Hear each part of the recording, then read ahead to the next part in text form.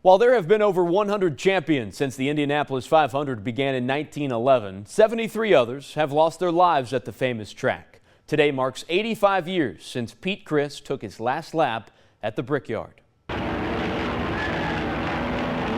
Pete was kind of a dashing young fellow. He had kind of a pencil-thin mustache in his later years, and was kind of appealing in kind of a rugged sort of way, and looked almost like a movie star. Pete Kreis grew up in a wealthy family. His grandfather, one of the founders in the Tennessee marble industry.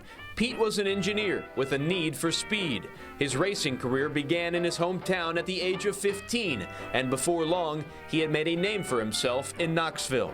Pete's mother insisted, because he was such a wild child, that he not race so much. So they limited him to one race a year, Indy.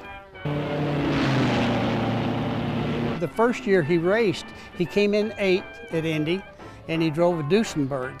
A guy came over to congratulate him about what fine driving skills he had. It was Henry Ford.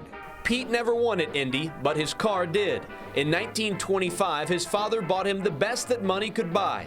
He took his custom-built Miller Special with him to Speedway in 1926, but pneumonia forced him to miss the race. Instead, he loaned the keys to his friend Frank Lockhart, who went on to win the Indianapolis 500 in Pete's car. If not for a virus, he might have been the winner of the most famous race in America. Kreis returned to the Brickyard in 1934, but took his last lap 5 days before the running of the Indy 500. A car that was also out running on the track that day went sideways. In order that Pete wouldn't T-bone him, Pete made a maneuver, lost control, and went over the wall and hit a tree and cut his car in half. The 34-year-old Kreis was buried at Asbury Cemetery on a family plot.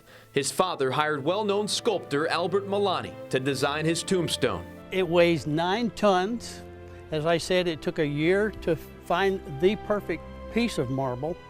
Everyone is amazed at the detail when you have the individual bricks. Very few graves that actually depict the cause of death, and that's one. It shows the actual little open car going off with a driver and a mechanic in it, going off the rails. It's really the most astonishing grave ever erected in Knox County history that I know of.